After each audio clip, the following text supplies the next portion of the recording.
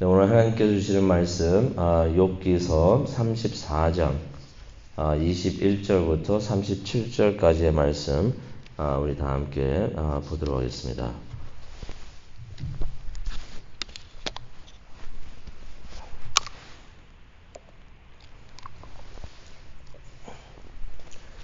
욥기서 34장 21절부터 37절까지의 말씀 우리 다 함께 읽도록 하겠습니다. 그는 사람의 길을 주목하시며 사람의 모든 걸음을 감찰하시나니 행악자는 숨을 만한 흑암이나 사망의 그늘이 없느니라. 하나님은 사람을 심판하시기에 오래 생각하실 것이 없으시니 세력 있는 자를 조사할 것이 없이 꺾으시고 다른 사람을 세워 그를 대신하게 하시느니라. 그러므로 그는 그들의 행위를 아시고 그들을 밤사이에 뒤집어 엎어 흩으시는도다. 그들을 악한 자로 여겨 사람의 눈앞에서 치심은 그들이 그를 떠나고 그의 모든 길을 깨달아 알지 못함이라. 그들이 이와 같이 하여 가난한 자의 부르짖음이 그에게 상달되게 하며 빈궁한 사람의 부르짖음이 그에게 들리게 하느니라. 주께서 침묵하신다고 누가 그를 정죄하며 그가 얼굴을 가리신다면 누가 그를 배울 수 있으랴. 그는 민족에게나 인류에게나 동일하시니 이는 경건하지 못한 자가 권세를 잡아 백성을 오라매지 못하게 하려 하심이라. 그대가 하나님께 아뢰기를 내가 죄를 지었사오니 다시는 범죄하지 아니하겠나이다. 내가 깨닫지 못하는 것을 내게 가르치소서. 내가 악을 행하였으나 다시는 아니하겠나이다 하였는가. 하나님께서 그대가 거절한다고 하여 그대의 뜻대로 속전을 치르시겠느냐. 그러면 그대가 스스로 택할 것이요 내가 할 것이 아니니 그대는 아는 대로 말하라. 슬기로운 자와 내 말을 듣는 지혜 있는 사람은 반드시 내게 말하기를 욥이 무식하게 말하니 그의 말이 지혜롭지 못하도다 하리라. 나는 욥이 끝까지 시험받기를 원하노니 이는 그 대답이 악인과 같음이라. 그가 그의 죄에 반역을 더하며 우리와 어울려 손뼉을 치며 하나님을 거역하는 말을 많이 하는구나. 하나님, 오늘 이 말씀을 통하여 우리에게 하나님께서 주시는 그 메시지를 주시는 줄로 믿습니다. 하나님의 음성을 듣는 귀한 시간 될 수 있도록 또 하나님과 함께하는 귀한 시간 될 수 있도록 은혜 내려 주시옵소서. 감사합니다. 예수님의 이름으로 기도합니다. 아멘. 우리가 성경 공부를 하는데요. 성경 공부에 있어서 우리가 개인적으로 혼자 성경을 읽으면서 성경을 공부할 수도 있고 또 그룹으로 모여서 또 교회에서 공부할 수도 있고 그러는데요. 성경 공부에 있어서 중요한 세 가지 요소가 있습니다. 이 성경 공부를 할 때 설교하는 사람도 마찬가지입니다. 설교를 준비를 하든 개인적으로 공부를 하든 이 세 가지 요소를 반드시 해야 되는데요. 이 세 가지 요소가 뭐냐면 첫 번째는 관찰입니다.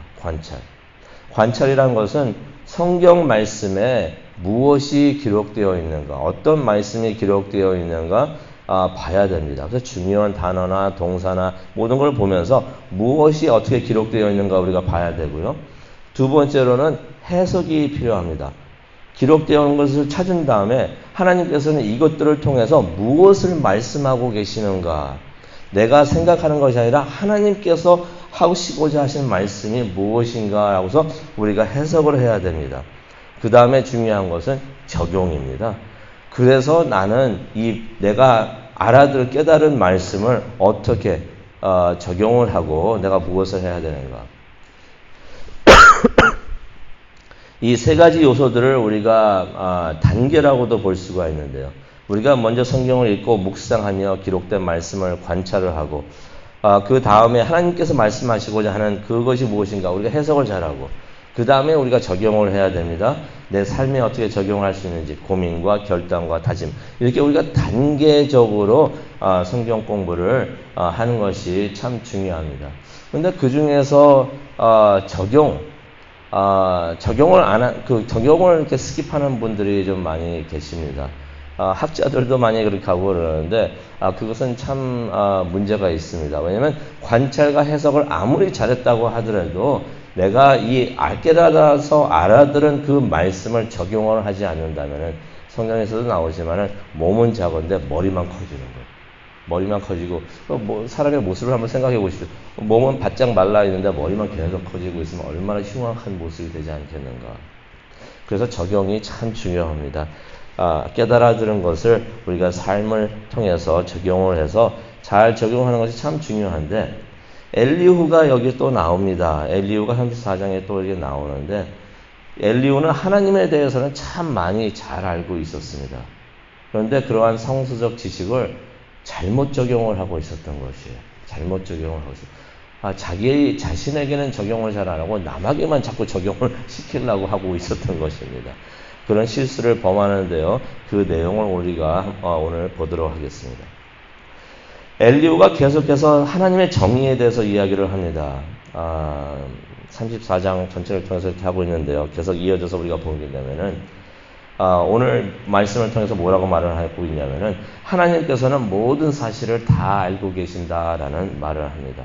그래서 21절에 보면은 그는 사람의 길을 주목하시며 사람의 모든 걸음을 감찰하신다라는 그러한 말을 합니다. 하나님께서 다 보고 계신다는 거죠. 이거 맞는 말씀입니다. 하나님께서 다 보고 계십니다. 다 보고 계시니까 우리가 사람들이 있는 데서 무슨 행동을 하고 무슨 말을 하는 것도 다 보고 계시고, 혼자 아무도 없겠지 하면서 내가 생각하는 그 생각이나 모든 것들도 하나님께서 다 보고 계시고 알고 계신다는 것이에요. 하나님의 전지성을 이제 말을 하고 있는데요.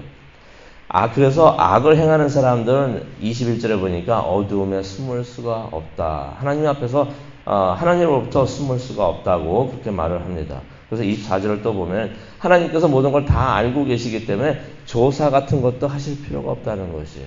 이미 다 알고 계시기 때문에. 또 두 번째로는 하나님께서는 죄를 간과하지 않으신다라는 그런 말을 합니다. 하나님은 의로우시고 공의로우시기 때문에 죄는 절대로 간과하지 않으신다.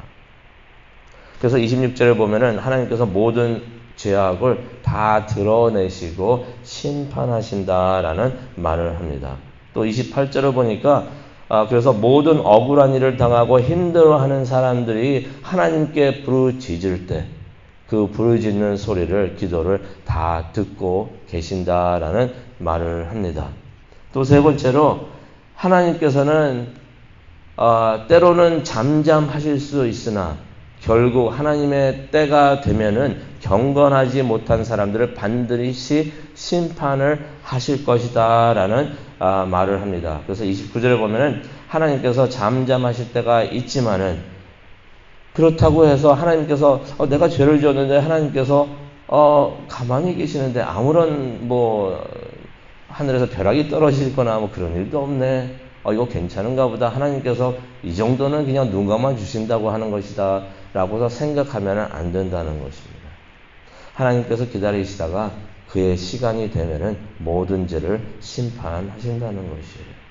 맞습니다. 하나님께서는 모든 일을 하시는데 우리는 하나님 왜 이렇게 빨리 안 하십니까? 욥도 그런 생각을 갖고 있었지만은 왜 빨리 하지 않으십니까? 라고 생각을 하실 수가 있지만은 하나님께서는 절대로 늦는 일이 없으시다는 것이에요. 항상 정시에 오셔서 하나님이 하시고자 하시는 것을 하시는 줄로 믿습니다. 근데 이러한 엘리후의 말을 다 듣고 있으면요, 엘리후의 말이 다 맞습니다. 하나님에 대해서 너무나 잘 알고 있어요. 근데 문제는 뭐가 있냐면은 그가 왜 이런 말을 지금 이 시간 이때 하고 있느냐는 것입니다. 엘리후가 자신이 알고 있는 하나님의 이러한 진리를 욥에게 적용을 하고 있는 것입니다. 예를 들어서 하나님께서 욥의 죄를 다 알고 계신다는 것이. 그러니 욥에게 뭐라고 말하는 것이냐면 너의 죄를 숨기려고 하지 말라. 또 욥에게 무슨 말을 하고 있는 거냐면요, 하나님께서 욥을 그냥 두시지 않을 것이다 라고 말을 하는 것입니다. 욥의 죄를 다 드러내시고 그러실 텐데 그러기 전에 욥에게 너는 회개를 하라라는 의미로 이런 말을 하고 있는 것입니다. 또 하나님께서 지금 잠잠하신다고 기고만장하지 말라라는 뜻으로 말을 하고 있는 것입니다. 때가 되면은 하나님께서 욥 너를 더 심하게 벌 주시고 심판하실 것이다라는 말을 이 엘리후가 하고 있는 것입니다. 그러면서 엘리후가 회개의 참 모습을 소개를 해주고 있는데요. 회개는 이렇게 하는 것이다 라는 말을 31절과 32절에 합니다. 31절에 보니까 이렇게 회개를 해야 된다고 합니다. 하나님 앞에 나와서 내가 죄를 지었습니다. 다시는 범죄하지 않겠습니다 라는 말을 고백을 해야 된다는 것입니다. 또 32절에 보니까 내가 깨닫지 못하는 것을 내게 가르쳐 주시옵소서라고 하면서 회개를 해야 된다는 것입니다. 참 맞는 말씀입니다. 다윗도 그런 기도를 했었죠. 성령이여 내게 오셔서 내가 알지 못하는 것을 지적하여 주시옵소서. 그건 내가 다 회개하겠습니다라고 기도를 했던 것입니다. 또 회개라는 것은 죄를 지었기 때문에 내가 후회하고 있습니다가 회개가 아니고 다시는 범죄하지 않겠습니다라고서 결단을 하면서 또 하나님께 의지하는 것이 회개가 되는 줄로 믿습니다. 그 회개 참 모습을 엘리후는 알고 있었고 그것을 욥이 해야 된다고 그렇게 말을 하고 있는 것입니다. 그런데 욥이 그러한 엘리후의 말을 이제 거부하자 또 그 전에 세 친구들이 했던 내용 똑같은 내용들이 있었죠. 그것들을 이제 거부하니까 욥을 36절에 보니까 악인이라고 규정을 합니다. 욥은 악인이다. 그래서 계속해서 시련을 고난을 당해야 한다고 하는 말을 36절에 하고 있습니다. 근데 이러한 엘리후의 생각과 말을 듣고 있다 보면은 고개가 약간 갸우뚱해집니다. 하나님께서 의롭다고 인정하신 욥을 엘리후는 계속 악인이라고 규정을 하면서 비난을 하고 있었던 것이에요. 그러면서 우리가 생각을 해봅니다. 성경을 잘 알고 있는 것도 참 중요하지만은 이 성경 말씀을 잘못 적용하고 이러한 지식을 남에게 섣불리 잘못 적용하면서 남을 정죄하는 일이 하나님 보시기에 이것이 악이 될 수가 있고 죄가 될 수 있겠구나 하는 그러한 깨달음을 오늘 말씀을 통해서 하나님께서 우리에게 주십니다. 이제 우리가 기도하는 시간을 갖기를 원하는데요. 말씀을 생각을 하면서 하나님께 우리가 나아가기를 원합니다. 예수님께서 마태복음 7장 1절과 2절에 그렇게 말씀을 해주셨습니다. 남을 정죄하고 판단하지 말라, 비난하지 말라라는 말씀을 우리에게 해주셨습니다. 그러면 우리가 그대로 판단받고 또 비난받게 될 것이라는 말씀을 해주셨습니다.